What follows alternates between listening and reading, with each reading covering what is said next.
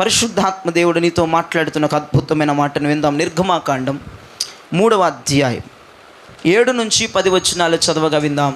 నిర్గమాకాండం 3వ అధ్యాయం 7 నుంచి 10 వచనాలు చదవగా విందాం. మరియు యెహోవా ఇట్లా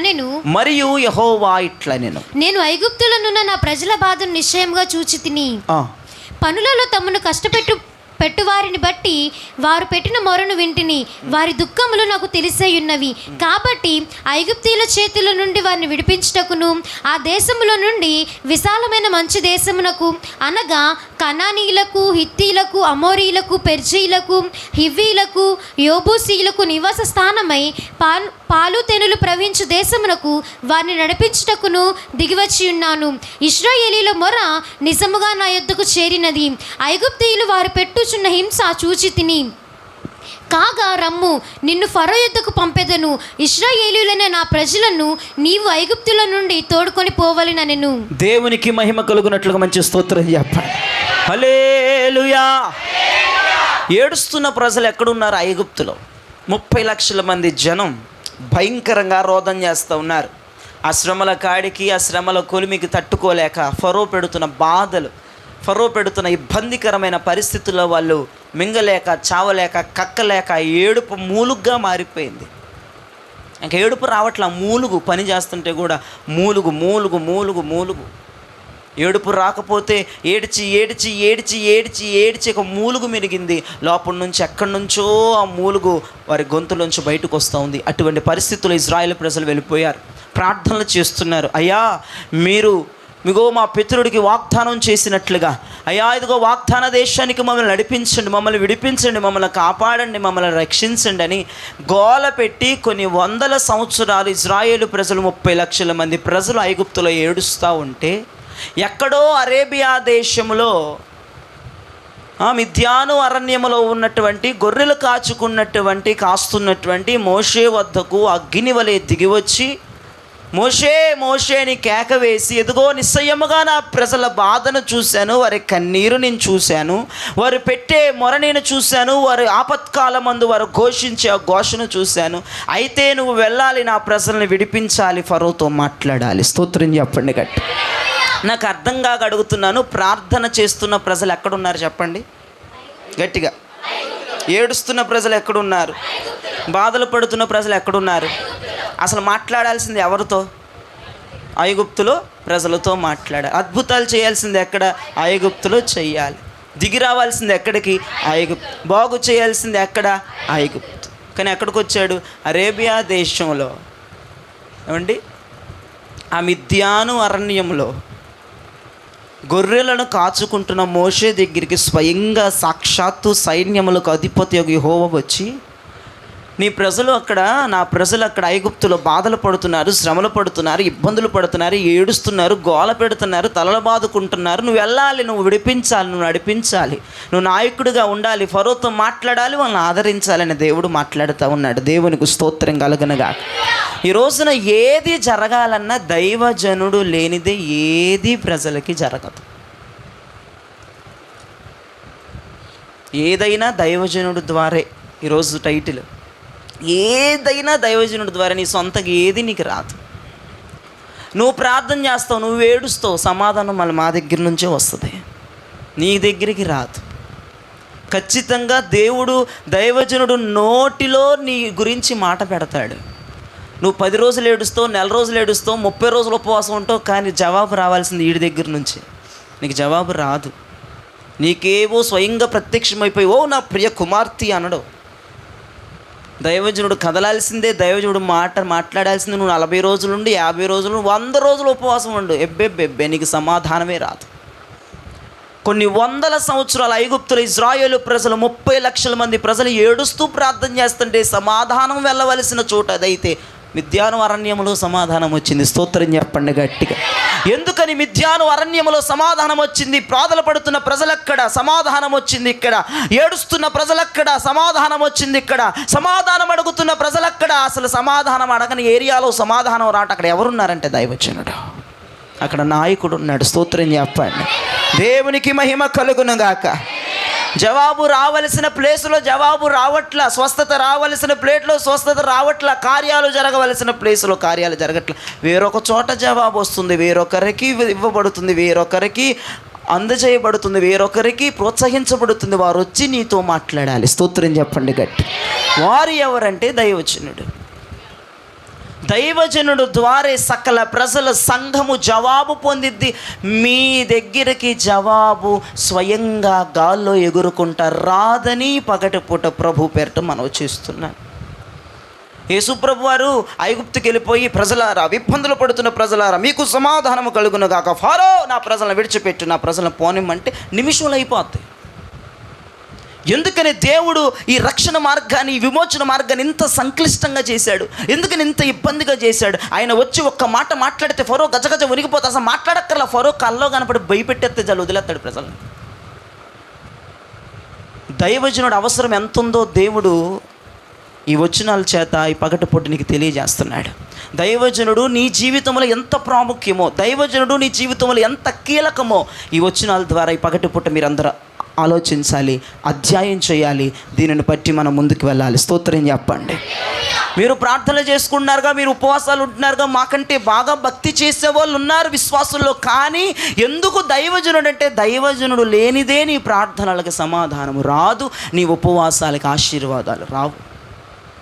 నువ్వెన్ని ఉపవాసాలు ఉండొచ్చుగాక, నువ్వెన్ని గంటలు ప్రార్థన చేయగాక, కానీ దైవజనుడు నోట నీ సమాధానం పెడతాడు. ప్రార్థనలు అక్కడ, సమాధానం ఇక్కడ. 7 పక్కడ కన్నీరు తుడిచే వ్యక్తి ఇక్కడ. స్తోత్రం చెప్పండి గట్టిగా.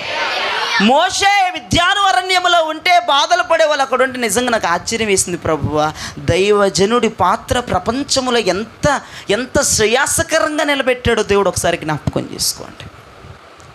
ఎవరు దైవజనుడు అంటే, నీకు సమాధానాలు చెప్పే వ్యక్తి. నీ ఇంటికి వచ్చి ప్రార్థన చేస్తే దైవజనుడి మీదకు దిగివచ్చి నీతో ప్రవచన రూపంలో మాట్లాడతాడు, నీ బలపరుస్తాడు, ధైర్యపరుస్తాడు, కన్నీరు తుడుస్తాడు. ఎవడు దైవజనుడు? నువ్వెన్ని ప్రార్థనలు చేసినా నాకు సమాధానం రావట్లేదు అయ్యగారు అంటారు. ఇక్కడ నుంచి వస్తుంది, నీకు ఇవ్వడు దేవుడు. ఏంటో అయ్యగారు, కళ్ళ కూడా రాలేదు, స్వప్నం కూడా రాలేదు, దర్శనం రాట్లా, ఏంటో ఎన్ని చేస్తున్నా, ఇక్కడ పెట్టాడు కదా దేవుడు ఆ సిస్టమ్, ఆ క్రమం, ఆ పద్ధతి అలా జరుగును గాక. దేవునికి స్తోత్రం. ఆ పద్ధతిని, ఆ సిస్టమ్ని ఎవడు మార్చలేడు. నేను మరలా చెప్తున్నాను, 430 సంవత్సరాలు ఇజ్రాయేలు ప్రజలు ప్రార్థనలు చేశారు. 430 సంవత్సరాలు ఇజ్రాయేలు ప్రజలు ప్రార్థనలు చేశారు. కానీ సింగిల్ డే వాళ్ళకి సమాధానం లేదు, సింగిల్ డే వాళ్ళకు ప్రత్యుత్తరం లేదు, సింగిల్ డే కూడా వాళ్ళకి విడుదల లేదు, ఏమీ లేదు. అంత మోషే వస్తేనే జరిగింది అక్కడ వర్కౌట్. దేవునికి స్తోత్రం చెప్పండి. దైవజనుడు చాలా అవసరము. దైవజనుడిని కరివేపాకులాగా తీసేసే భక్తులకి ఈ పగటిపూట ఈ వాక్యం అంకితం.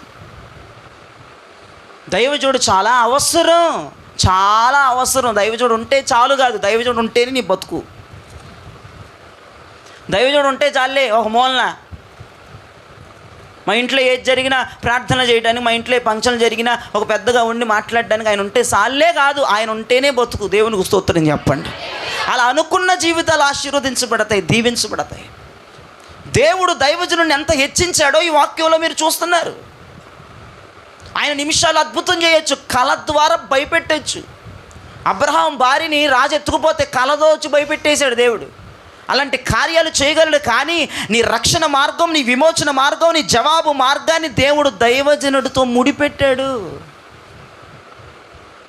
అందుకే దైవజనుడు చాలా ప్రాముఖ్యము, దైవజనుడు చాలా కీలకము. దైవజనుడే మన బతుకుకి ఆదర్శమని ఏ కుటుంబం అయితే, ఏ జీవితాలు అయితే అనుకుంటాయో వారి జీవితాలు నిజంగా సమాధానముతో వెళ్ళబోతున్నాయి ఈరోజు. దేవునికి స్తోత్రం కలుగునగాక. హల్లెలూయా. ఇది వాక్యం పద్ధతి అండి. అలా ఎలా కుదిరిద్ది? నేను ఉపవాసాలు ఉంటాను, నువ్వు నాతో మాట్లాడాలంటే కుదరదు. అదేంటి, నేను ఏడుస్తుంటే నువ్వు నా కన్నీరు తుడుకు ఆయన దగ్గరికి వెళ్ళి చెప్తావేంటి? కొన్నిసార్లు మీకు నెత్తి నోరు బాదుకున్నా సమాధానం రాదు. ఎన్ని ప్రార్థనలు చేస్తున్నారు. కానీ ఒకటి జ్ఞాపకం చేసుకోండి, ఈ సమయంలో నా దైవజనుడికి ఫోన్ చేస్తే గనక, ఈ సమయంలో నా దైవజనుడికి ఒక మెసేజ్ పెడితే గనక, ఈ సమయంలో నా దైవజనుడు ఒకవేళ ఖాళీగా ఉంటే వెళితే గనక ఖచ్చితంగా నా సమాధానం ఆయన దగ్గర ఉంటుంది. గట్టిగా చప్పులు కొడితే ప్రభు నామని కనపరచండి. ఖచ్చితంగా నా గురించి సమాధానం అక్కడికి దేవుడు పంపే ఉంటాడు.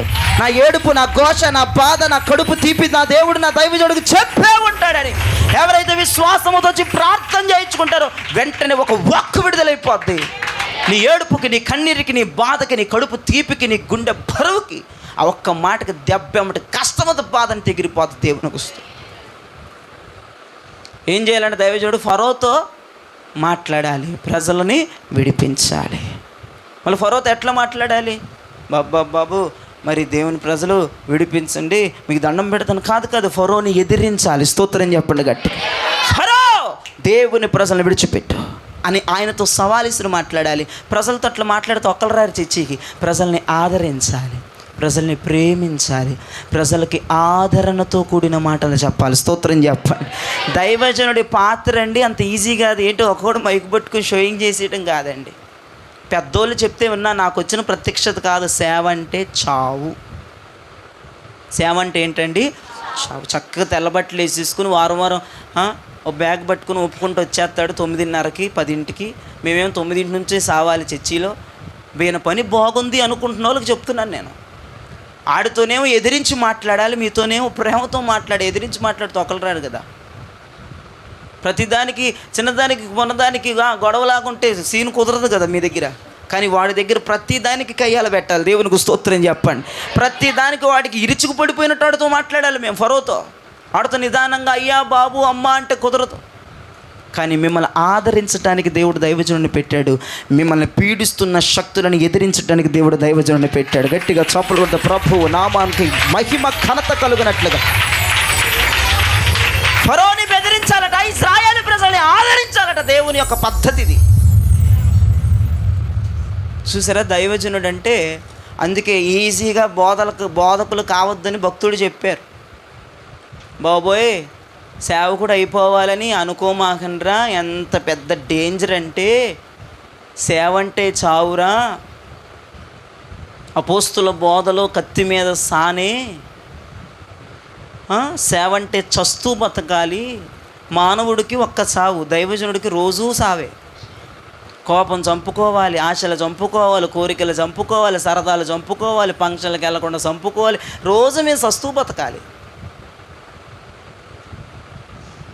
ఒక వికృతమైన ఆశలు ఎత్తే సంఘం కూడా అట్లా తయారైపోద్ది. మేము కంట్రోల్ ఉండాలి తెలుసండి. మీరు అనుకున్నారు వాక్యం చెప్పి వెళ్ళిపోతాడు ఆయనకి ఏంటని. ఆ బాధ మీకు ఎవ్వరికీ తెలియదు. నేనని కాదు, ప్రతి దైవజనుడు ఒక అపోస్తుల బోధన ప్రకటిస్తున్నటువంటి వ్యక్తి, ప్రతి దైవజనుడు కష్టపడుతున్న ప్రతి ఒక్క దైవజనుడి యొక్క బాధ కూడా వెనకాల ఇలానే ఉంటుంది. కొండలు ఎక్కుతామో గుట్టలు ఎక్కుతామో ఎవరి కోసం? మా కడుపు కోసం కాదు, మీ కడుపు కోసం. ఎలాగైనా మిమ్మల్ని ఆదరించాలని, ఎలాగైనా మీ కన్నీరు తుడవాలని, ఎలాగైనా మీరు ఏడుస్తున్నారు మీ కన్నీరు తుడిచే అవకాశం మాకిచ్చాడు కాబట్టి మేము కొండెక్కాలి, మేము చేతులు ఎక్కాలి, మేము నిద్రలు మానుకోవాలి, మేము తిండి మానుకోవాలి. మీకు విడుదల సమీపించింది, మీరు మిమ్మల్ని విడిపించాలి. మిమ్మల్ని ఫరో కట్టిన కట్లని మేము తెంచాలి, వాడి బానిసత్వం నుంచి విడిపించాలి. ఆ ఇనప కొలిమి, ఆ ఇనప కాడిని నీ మీద నుంచి మేము తీసేయాలి. దేవునికి స్తోత్రం కలుగనక. ఎంత ప్రాసెస్ దేవుడు దైవజనుడికి పెట్టాడు. ఒకసారి మీరు జ్ఞాపకం చేసుకోండి. ఈజీగా దైవజనుడు రాడండి. ఈజీగా ఈ రోజుల్లో చాలా ఈజీ అయిపోయిందండి పాస్టర్ అయిపోవటం. చాలా ఈజీ అయిపోయింది ఈ రోజుల్లో. కానీ పాత రోజుల్లో ఎంత కష్టపడి దేవుడు పిలవాలి, దేవుడు దర్శించాలి, దేవుడు దైవజనుడి నుంచి కేక వేయాలి, పిలుపు ఉండాలి, ఏర్పాటు ఉండాలి, అభిషేకం ఉండాలి, ప్రతిష్ఠిత ఉండాలి, అప్పుడు దైవజనుడికి నిలబెట్టడం. ఇప్పుడు ఏం కాదు, బైబిల్ ట్రైనింగ్కి వెళ్ళిపోయి బైబిల్ ముక్కలు 2 మాటలు వస్తే చాలు. యేసు నీ కొరకు వచ్చాడు, నీ పాపములు ఆయన మీద వేసుకున్నాడు, సిలువెక్కాడు, రక్తం గార్చాడు, సమాధిలో పెట్టబడ్డాడు, 3వ రోజు వేసాడు, వెళ్ళిపోయాడు, మళ్ళీ తిరిగి వస్తాడు. ఈ ముక్కలు తెలిసినవాడు అందరూ ఇప్పుడు పాస్టరే. ఒక 2-3 ముక్కలు నేర్చుకొని దైవజనుడు పొజిషన్లో నిలబడిపోయి, దైవజనుడు స్థానంలో నిలబడిపోయి, నేను కొంతమందికి ప్రార్థన చేస్తూ ఉంటాను కదా, ఒక్కొక్కరు వచ్చేస్తారు మేము సేవ చేస్తున్నామని. ఎక్కడ అంటే అక్కడ ఉండదు, ఇంకా చేయబోతున్నాం, దేవుడు పిలిచాడు అంటారు. ప్రతి ఒక్కడికి ఇది ఒక పేరుతో వెళ్ళిపోతూ ఉన్నారు. అసలు సేవ అంటే ఏంటో తెలుసా? చావు. ఒక్కసారి ప్రపంచానికి ఒక్కసారే చావు వస్తుంది, ఈ దేహానికి, ఈ శరీరానికి. కానీ సేవకుడికి ప్రతిరోజు చావు. ఎన్ని సంవత్సరాలు బతికితే అన్ని సంవత్సరాలు చావాలి సేవకుడు. తిండిలో చంపుకోవాలి, నిద్రలో చంపుకోవాలి, ఆశలో చంపుకోవాలి, కోరికల్లో చంపుకోవాలి, చూపుల విషయాలు చంపుకోవాలి. వాక్యానుసారంగా బతకాలి, వాక్య వెలుగులో ఉండాలి, వాక్య పద్ధతి పాటించాలి. ఎవడు పాటించినా పాటించకపోయినా ఖచ్చితంగా దైవజనుడు పాటించి తీరాలి. 2 తీర్పు 2 లెక్క. దేవునికి స్తోత్రం చెప్పండి. దేవుడు అంటున్నాడు, మోషే నిశ్చయముగా నా ప్రజలు కన్నీరు చూసి అని వెళ్ళాలి. అదేంటి ప్రభువా, కన్నీరు చూచిన వాడువు నువ్వు, బాధలు చూచిన వాడువు నువ్వు అక్కడికి దిగి రావాలి. ఇక్కడ ఎందుకు వచ్చావు? నువ్వే వెళ్ళాలి, నిన్నే నేను వాడుకోబోతున్నాను అని దేవుడు మోషేని అగ్ని మధ్యలోంచి పిలిచాడు. దేవుడు దైవజనులను ఎందుకు ఎన్నుకున్నాడంటే మీ కొరకు, మీ కుటుంబాల కొరకు, మీ విడుదల విమోచనల కొరకు, మీ కన్నీరు తుడవటానికి, మేజర్ పాయింట్ మీకు సమాధానం ఇవ్వటానికి, మీ ప్రార్థనలన్నిటికీ ప్రత్యుత్తరం ఇవ్వటానికి. చాలామంది నాకు చెప్పారు, అయ్యగారండి మీరు ఒక్క మాట మాట్లాడితే మాకు ధైర్యం అండి. నాకు అర్థమవుతుంది ఈ వాక్యం చదువుతుంటే, ఓహో మీ ఆన్సర్ అంతా దేవుడు మా దగ్గర పెట్టాడు, అందుకే మీరు మమ్మల్ని ఇసిగిచ్చేస్తారా అనుకుంటున్నాను నేను. మీరు ఎంత కొట్టుకుని, ఎంత గెలగొట్టుకుని, ఎంత కిందపడి తలకాయ బాధేసుకుని మీకు సమాధానం రాదని ఇప్పుడు అర్థమైంది. సరే ఓకే, ఈసారి నిష్కలంగా మంచిగా చక్కగా ఓపికతో చెప్తా. దేవునికి స్తోత్రం చెప్పండి గట్టి, మంచి ఓపికే. ఎందుకంటే మీ సమాధానం మా దగ్గర ఉంది కదా. చాలామంది ఎందుకని అన్ని గంటలు నిలబడిపోతారు అనుకునేటోండి నేను. మీకే వాక్యం ముందు తెలుసు, నాకే ఈరోజు తెలిసింది. దేవునికి స్తోత్రం. ఓహో సమాధానం ఇతగాడి దగ్గర ఉందన్నమాట, అందుకని నేను గంటలు ఉంటున్నారేమో. నేను అనుకుంటాను మీరు ప్రార్థన చేసుకోవచ్చు కదా, మీరు మొరపెట్టుకోవచ్చు కదా, ఎందుకట్లా ఏలాడతారా గేట్లు పట్టుకొని కుర్చీలు పట్టుకొని ఇక్కడ ఎందుకు పొద్దాకలాను అని అంటే, సమాధానం దేవుడు ఇతని దగ్గర పెట్టాడు గనకే ప్రజల్లో ఆ క్యూరియాసిటీ, ప్రజల్లో ఆ యొక్క అత్యానందమైనటువంటి ఆ కోరికలు పెరిగిపోతున్నాయి. దేవునికి స్తోత్రం కలిగిన గాక. దైవజనుడు ఉంటేనే సంఘానికి సమాధానం విడుదలవుతుంది. దైవజనుడు ఉంటేనే నీ ప్రార్థనలకు ప్రత్యుత్తరాలు వస్తాయని ఈ పగటిపూట దేవుడు ఘంటాముఖంగా సంఘానికి తెలియజేస్తూ ఉన్నాడు. దేవునికి స్తోత్రం కలిగిన గాక. నీకేది కావాలని ఎవరి దగ్గర ఉంటుంది చెప్పండి ఇప్పుడు చేతులు ఎత్తి. అంతే. దైవజనుడు అన్న పేరు ఎంత ప్రశస్తమైనదో, ఇక తిరుగులేదు దైవజనుడు అన్న పేరుకి. దేవుడు అంత ఆధిపత్యత, అంత గొప్పతనం దైవజనులకు ఇచ్చారు. మొదటి మాట, దైవజనుడు పాత్ర ఉంటే సరిపోద్ది కాదు, ఉంటేనే బతుకుతాం అన్న ఇదిలోకి వచ్చేయాలి మీ ఫ్యామిలీలో. దైవజనుడు లేనిదే మా తిండి లేదు, దైవజనుడు లేనిదే మా జీవితాలు లేవు, దైవజనుడు లేనిదే మా కాపురాలు లేవు, దైవజనుడు లేనిదే మా కొంప లేదు, మా పని లేదు, మా గూడు లేదు, మా సంతోషం లేదన్న స్థితిలోనికి సంఘం వచ్చేయాలి పగటిపూట. దైవజనుడు లేనిదే మా ప్రార్థనలకు అర్థం లేదు, దైవజనుడు లేనిదే మా కన్నీటికి విలువ లేదు, దైవజనుడు లేనిదే మా కష్టానికి ప్రతిఫలం లేదన్నటువంటి ధోరణిలోకి ఏ కుటుంబాలైతే వస్తాయో ఖచ్చితంగా వారు ప్రతిఫలాన్ని, ఖచ్చితంగా వారు సమాధానాన్ని, జవాబుని, విడుదలను, విమోచనను పొందుకొని ఈ పగటిపూట సమాధానము కలిగిన వారే వెళ్ళబోతూ ఉన్నారు. దేవునికి స్తోత్రం. హల్లెలూయా, హల్లెలూయా. దైవజనుడు అంటే దేవుని మనిషి. ఎవరి మనిషి? మీ మనిషి కాదు, మీ మనిషి దేవుని మనిషి. అందుకే వారిని దైవజనుడు అన్నారు. ఇప్పుడు ఏదన్నా చిన్న కయ్యం వచ్చిందనుకో, ఇప్పుడు మా చెల్లె లేదా మా అమ్మో మా నాన్నో లేదంటే మా రిలేటివ్స్ వచ్చింది, మా చెల్లె కదా అని మాట్లాడితే నాకు ఎడచంప కుడిచంప వాసిపోయి ఎంత బూరులాగా అయిపోద్ది. నేను దైవజనుడిని కదా, దేవుని మనిషిని కదా, దేవుని పక్షంగా నిలబడి నేను మాట్లాడాలి. నా చెల్లి కదా, మా ఊళ్ళు కదా, మా సంఘం కదా, మా పిల్లలు కదా, అలా మాట్లాడకూడదు. దైవజనుడు అని దేవుడు ఎందుకు పేరు పెట్టాడంటే న్యాయం మాట్లాడతారని. దేవుడు ఏది ఇస్తే అది మేము మాట్లాడాలి. స్తోత్రం చెప్పండి. మా వారు కదా అని మీ తప్పులను కప్పి మాట్లాడకూడదు. మేము ఉన్నది ఉన్నట్టు మాట్లాడాలి. మేము అసలు దేవుని పక్షాన నిలబడి మాట్లాడాలి. ఇట్లా రిలేటివ్స్కి, రక్త సంబంధానికి, సన్నిధి యొక్క, ఈ చర్చి యొక్క సహవాసానికి నేను మొత్తం కూడి మాట్లాడడానికి వీల్లేదు. దేవుడు ఏది మాట్లాడుతుంది. అందుకే నేను ఎవరైనా, మా చెల్లైనా, మా అమ్మైనా, ఎవరైనా సరే దేవుడు ఏది చెప్తుంది నేను మాట్లాడేస్తాను. తిట్టేస్తా ఉంటే మీరు ఏదో అనుకుంటారు, నేను పొద్దాకలు అరిసేస్తాడు, తిట్టేస్తాడు, చేసేస్తాడంటే దేవుని మాట అది. దేవుని పక్షముగా నిలబడిన వాడు. నా తల్లి అనుకోను, నా చెల్లి అనుకోను, వీళ్ళు నా సంఘమే కదా, నా చర్చకు వచ్చే పిల్లలే కదా అనుకోను. ఒకవేళ తప్పైతే దేవుడు ఏది ప్రకటించమన్నాడు, ఏది మాట్లాడమన్నాడు అదే మాట్లాడాలి. స్తోత్రం చెప్పండి గట్టిగా. నా అనుకోకూడదండి, నా అనుకొని ఇన్వాల్వ్ అయిపోయి మాట్లాడకూడదు. మేము దేవుని పక్షంగానే ఉండాలి. మీతో మాట్లాడుతూ ఉండాలి. మేము దేవుని పక్షంగానే నిలబడాలి. దేవుడు ఏది మాట్లాడితే అదే మాట్లాడాలి. వీరు నా, వీరు తన, వీరు వారు, వీరు వీరు, వారు వేరే వాళ్ళు కాబట్టి ఇట్ట మాట్లాడాలి, వీళ్ళు నా వాళ్ళు కాబట్టి సైడ్లో మాట్లాడాలి. అలా కుదరదు. అసలు అలాంటి వ్యక్తి దైవజనుడే కాదు. దైవజనుడు ఎప్పుడు కూడా దేవుని పక్షాన్ని మాట్లాడతాడు. స్తోత్రం కలుగునగాక. హల్లెలూయా. దైవజనుడు ఎప్పుడు దేవుని పక్షానే మాట్లాడతాడు. మనుషులను ఆధారం చేసుకొని, కుటుంబాలను ఆధారం చేసుకొని, సంఘాన్ని ఆధారం చేసుకొని దైవజనుడు మాట్లాడకూడదు. దేవుడు ఏది ప్రకటించమన్నాడు, ఏది ప్రత్యుత్తరం ఇమ్మన్నాడు, దేనిని మాట్లాడమన్నాడు, ఈ సమస్యకు సొల్యూషన్ ఎలా చేయమన్నాడు అలా మాట్లాడాలి తప్ప ఇక ఎక్స్ట్రాలు మాట్లాడకూడదు, కలుపుకొని మాట్లాడకూడదు, మా వాళ్ళే కదని మాట్లాడకూడదు. అది చాలా తప్పని వాక్యం పేరిట మీ అందరికీ నేను ప్రత్యుత్తరం ఇస్తున్నాను. దేవునికి స్తోత్రం కలుగునగాక. ఇంకా దైవజనుడు విలువేంటో చూడండి. లూకా సువార్త 10వ అధ్యాయం 30 నుంచి 34 వరకు. మంచిగా చదివేవాళ్ళు, బ్రేకులు వేసేవాళ్ళు చదవబాకండి అమ్మ. మంచిగా చదివేవాళ్ళు, బ్రేకులు ఉండకూడదు ఈ బండికి. మంచిగా చదవాలి, నిదానంగా చదవాలి, అర్థవంతంగా చదవాలి. అందుకు యేసు ఇట్లనెను, ఒక మనుష్యుడు యెరూషలేము నుండి యెరికో పట్టణమునకు దిగి వెళ్ళుచు దొంగల చేతిలో చిక్కెను. వారు అతని బట్టలు దోచుకొని అతని కొట్టి కొర ప్రాణముతో విడిచిపోయిరి. అప్పుడు ఒక యాజకుడు ఆ త్రోవను వెళ్ళుట తటస్థించెను. అతడు అతనిని చూచి ప్రక్కగా పోయెను. అలాగుననే లేవీయుడొకడు ఆ చోటికొచ్చి చూచి ప్రక్కగా పోయెను. అయితే ఒక సమరయుడు ప్రయాణమైపోవచ్చు అతడు పడి ఉన్న చోటికి వచ్చి అతనిని చూచి అతని మీద జాలిపడి దగ్గరకు పోయి నూనెయు ద్రాక్షారసమును పోసి అతని గాయములను కట్టి తన వాహనము మీద ఎక్కించి ఒక పూటకూళ్ళవాని ఇంటికి తీసుకొని పోయి అతని పరామర్శించెను. మరునాడు అతడు 2 దేనారములు తీసి ఆ పూటకూళ్ళవానికిచ్చి ఇతని పరామర్శించు. ఎంతగా పూటకూల వాళ్ళు ఎవరో చెప్పండి, గట్టిగా చెప్పండి. ఓకే, చదవమ్మా. ఆ పూటకూలు వాళ్ళకి నిచ్చి ఇతని పరామర్శించుము. నీవింకేమైనా ఖర్చు చేసిన ఎడల నేను మరలా వచ్చినప్పుడు అది నీకు తీర్చేదనని అతనితో చెప్పిపోయాను. దేవునికి మహిమ చెప్పండి గట్టిగా. యెరూషలేము నుంచి యెరికోకి వెళ్తున్నాడు. దొంగలు పడిపోయి బాగా కొట్టేసి వస్త్రాలు లాక్కొని పేబచ్చం కొట్టేసి మొత్తం గాయాలు మొహం నుంచి కాళ్ళ దాకా రోడ్డు మీద పడేసి వెళ్ళిపోయారు పక్కన. యాజకుడు వచ్చాడు, లేవీడు వచ్చాడు, చూసి వెళ్ళిపోతున్నారు. ఎవడు పట్టించుకోవడం. మంచి సమరుడు యేసుప్రభు వారు వచ్చారు. స్తోత్రం చెప్పండి.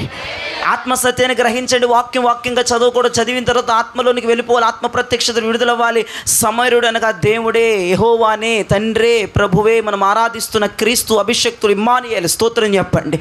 వచ్చాడు. వచ్చి ఏమిచ్చాడంట? 3 విషయాలు అక్కడ మాట్లాడాడు. ద్రాక్షారసం, నూనె, పూటకూలోడికి 2 దేనారాలు.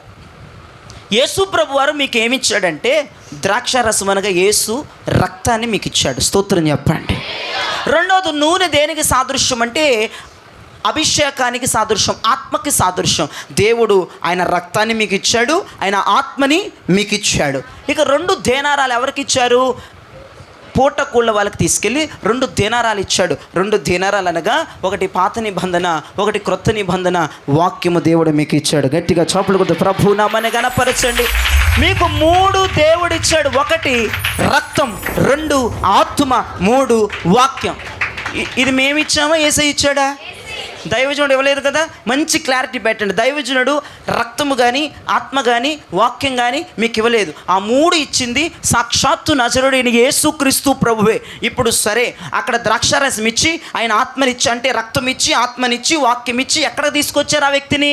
పూటకూలడిది అంటే జయరాజ్ గారి దగ్గరికి తీసుకొచ్చి వదిలేసి పరామర్శించయ్యా, కొంచెం గాయాలు కట్టయ్యా, కొంచెం ఇంకా ద్రాక్షారసం పోయ్యా, అతని గాయాలు మానేదాకా, అతడు కోలుకునేదాకా నీ దగ్గర అట్టి పెట్టుకో, మరలా నేను వస్తాను, నువ్వేమన్నా ఖర్చు చేస్తే అది నేను వచ్చి నాకు ఇస్తానన్నాడు.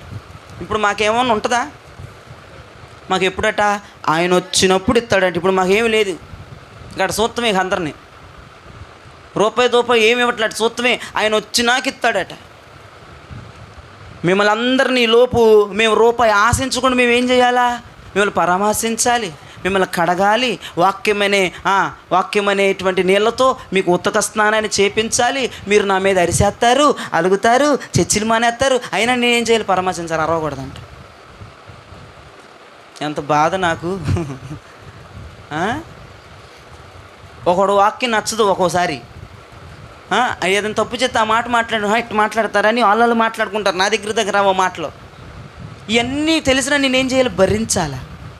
పరామర్శించమన్నాడు అప్పచెప్పి. అదేనండి చెప్పింది. ఇరుసుకుపోయి పడిపోయి కొంపలకి వెళ్ళిపోయి తిట్టేయడం కాదు అక్కడ కుదరడం.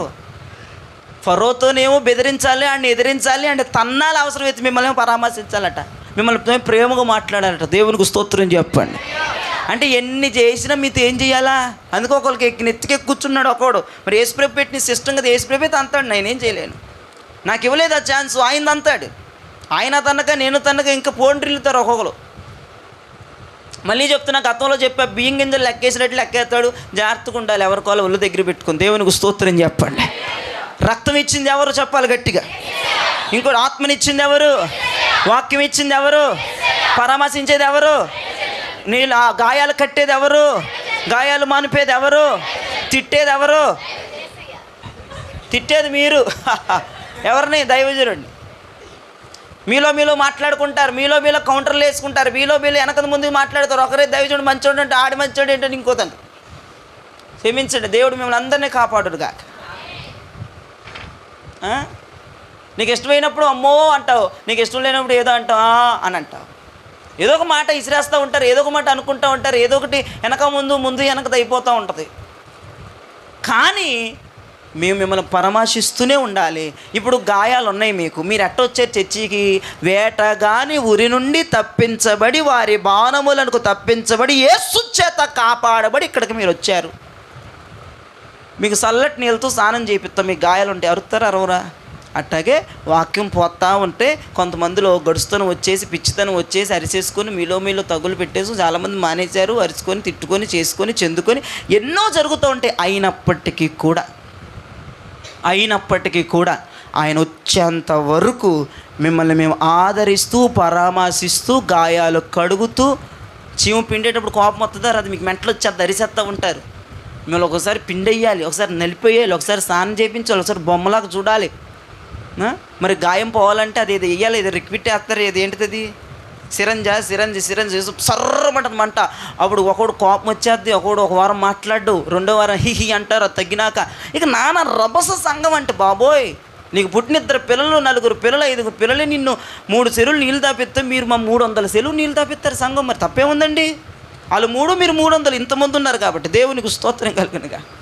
తప్పేముంది? మరి ఆ గాయాలు నొప్పి వచ్చి, ఆ గాయాలు మంటొచ్చి, వాక్యం పోసేస్తా ఉంటే మీరు రెచ్చిపోయి రేగొట్టేసుకొని ఇక నానా రకాలుగా జరిగినా, నాకు తెలిసినా, నాకు వినిపించినా, నేను బాధపడి మరలా నిన్ను ప్రేమించటానికి, మరలా నిన్ను పరామర్శించటానికి, నీ గాయములు తగ్గేంత వరకు నీకు భరోసాగా ఉండేదని దేవుడు మమ్మల్ని అప్పచెప్పాడు. మీకు అప్పచెప్పాడు, మిమ్మల్ని మాకు అప్పచెప్పాడు. మీరు ఈ ప్రపంచంలో లోకములు అపవాది చేత, ఈ లోకములు వేటగాని చేత, బాణాల చేత తరమబడి ఎక్కడెక్కడో నుంచి వచ్చి ఇక్కడికి పడిన తర్వాత ప్రేమ చూపించాలి దైవజనుడు. స్తోత్రం చెప్పండి. ఆప్యాయత చూపించాలి. మాకు జీతం ఎప్పుడు ఇస్తాడంట? ఇప్పుడు ఇవ్వడంట. ఇప్పుడు నేను లాగేసుకున్నాను అనుకో, దోసేసుకుంటే అప్పుడు ఇస్తాడా? వాళ్ళింటికి వెళ్ళి 2,000, వీళ్ళింటికి వెళ్ళి 2,000 లాగేసుకుంటే నాకు ఇస్తాడు దేవుడు చివరికి? ఇవ్వడు. నువ్వు మంచిగా సేవ చేసావు కనుక వెళ్ళుము అంటాడు అంతే. అదేంటి ప్రభు ఇస్తానన్నావు, అన్నీ దోసేసుకున్నావు కదా, నీకేంటి ఇచ్చేది అంటాడు. ఇప్పుడు వాళ్ళింటికి వెళ్ళి 2,000 అడిగి, వీళ్ళింటికి వెళ్ళి 2,000 అడిగి, ఆడింటికి వెళ్ళి 1,00,000 రూపాయలు, వీడింటికి వెళ్ళి పెళ్ళిళ్ళు చేస్తే ఇంత డిమాండ్ చేసేవాడు, రిబ్బన్ కట్టింగ్ ఇంత డిమాండ్ చేసేవాడు, ఇవన్నీ లాగేసుకుంటే ఇంక నేనేంద్ర ఇచ్చేది, మొత్తం నువ్వు సుఖపడ్డావు పో అంటాడు. అందుకే నేను అడగనండి, నా తెలివి చూసారండి, అందుకే అడగనండి. ఇస్తే పరవ తీసుకుని వెళ్ళిపోతామే నోరు మూసుకుని. ఒక పాస్టర్ గారు అంటండి, విశ్వాసులు చెప్పారండి, మనకు కాదండి, ఊరిలో పాస్టర్ గారు ప్రార్థన పెట్టాడంటే పాస్టర్ గారికి మంచి లక్షణం ఉందంటండి. బైబిల్లో కానుక పెడితే ఇంటికి వెళ్ళిన దాకా చూసుకోడంటండి ఆయన, మంచి లక్షణం. కొంతమంది అక్కడే చూసుకున్నారు, కొంతమంది ఇంటికి వెళ్ళిన దాకా చూసుకోరు. కానుక పెట్టి బాగా బర్త్డే ఫంక్షన్ అంటది, బాగా జనాన్ని పిలుచుకుని 150 మందికి భోజనాలు పెట్టించుకుందంట. అయ్యగారు ఇంటికి వెళ్ళి బైబిల్ ఓపెన్ చేసి చూస్తే 100 రూపాయలు పెట్టిందంట. అయ్యగారు అప్పుడే ఫోన్ చేసేటాడు 11ంటికి. వాళ్ళ పనిలో ఉంటారు కదండి, పొద్దున్న చేయొచ్చు కదా, అసలు చేయొచ్చా? పొద్దున్న చేయడం, మధ్యాహ్నం చేయడం చెయ్యాలి కదా. ఆ నైట్ చేసేసి 150 మందిని పిలుచుకున్నావు, నీకు దైవజనుడు ప్రేమ తెలియదు, విలువ తెలియదు, అంత దూరం నుంచి వచ్చాను, ఆయిల్ కన్నా వస్తాయి అని చెడామెడ అరిసేసాడు. మరుసటి వారిని తీసుకెళ్ళి ఒక 500 పెడితే అవి కూడా వద్దు, నువ్వే ఉంచుకున్నాడంట. మరి నీ ఫీలింగ్ ఏంది నాకు అర్థం కాదు. ఇప్పుడు ఇక్కడ దోసేసుకుంటే యేసుప్రభు ఇవ్వడు. యేసుప్రభు ఇవ్వనంటే వీళ్ళు నీకు అప్పచెప్పాను, నువ్వేమన్నా ఖర్చు చేస్తాన్నాడు, మేమేం ఖర్చు చేస్తాం? ఏడుస్తాం. బాధపడతాం, ఉపవాసాలు ఉంటాయి. ఇవన్నీ మీకు ఖర్చు చేసేవి మేము. డబ్బు రూపంలో చేయకపోయినా మా శరీర రూపంలో, మా ఆత్మ రూపంలో, మా ప్రాణం రూపంలో మమ్మల్ని మేము నలగొట్టుకుంటాం మీ కొరకు. దీనికి ఖర్చు ఆయన ఇస్తాడట. స్తోత్రం చెప్పండి గట్టి. మేము అసలు అన్యాయంగా లాక్కోవచ్చా? మీరు ఇస్తే 100 రూపాయలు ఇచ్చారని తీసుకొని ప్రార్థన చేసి ఆశీర్వదించి రావాలి. ఏంటి ఎంత ఇచ్చావేంటి? అంత ఇచ్చాం. ఒక నెల దశంభాగం మిస్ అయిందండి. నువ్వు ఇవ్వలేదండి, దొంగ. అమ్మో తప్పండి అవన్నీ. ఎన్ని దోచేసుకొని అలా చేయకూడదు. అందుకే యేసుప్రభు నన్ను ఆయన కృపలో ఉంచి ఆ బహుమానం కొరకు నన్ను ఇట్లా చేశాడు అనుకుంటున్నాను. దేవునికి స్తోత్రం కలుగునగాక. అందితే పుచ్చుకోవటం, లేకపోతే చేతులు కట్టుకొని కాముగా ఉండటం, ఆ జీతం కొరకు ఎదురు చూడటం. మీరిస్తే ఎంత ఇస్తారు? ఆయన ఎత్తే బోల్డ్. స్తోత్రం కలుగునగాక. మీరిచ్చే వాటి కోసం చూస్తే భూమి మీదే మిగిలిపోతాయి. నేను చచ్చినాక ఏం తీసుకెళ్ళాం. కానీ మహిమలో ఆయన ప్రత్యక్షమైనప్పుడు సంఘమునకు నేను ఎంత ప్రయాసపడ్డాను, ఎంత ఖర్చు చేశానో, నా కన్నీరు, నా ఉపవాసాలు, నా శరీరం నలగొట్టుకొని ప్రార్థనలు, దీక్షలు, జాగారాలు అనున్నతమైన బహుమానం ఇస్తాయి. అందుకని ఇప్పుడు మీ అందరికీ ఒక్కొక్కరి దగ్గర కానుక ఎందుకు తీసుకోనో, ఒక్కొక్కరు ఇస్తుంటే ఎందుకు వెళ్ళిపోతానో మీకు అర్థమైందా? అందుకు ఆయన దగ్గర పుచ్చుకోవాలని మీ దగ్గర కొంతమంది దగ్గర పుచ్చుకోను, డిమాండ్లు చేయను. నన్ను పాస్టర్ గారు ఫోన్ చేసి డైరెక్ట్ నాతో మాట్లాడితే ఎంత అండి అని అడుగుతారు. అని నవ్వి ఏం వద్దండి అని అంట. ఏం వద్దండి, మేమేం డిమాండ్ చేయము అని అంటాం.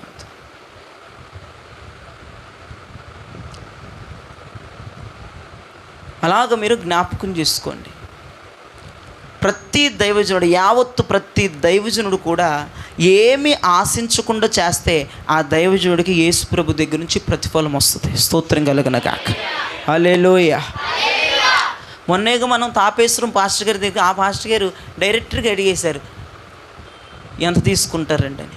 వెంటనే నేను స్టన్ అయిపోయాను. పాస్టర్ గారు అండి ఏం తీసుకోమండి, మీరు అవకాశం ఇచ్చారు వాక్యం చెప్పాలని వాక్యం చెప్పేసి వచ్చేస్తాం,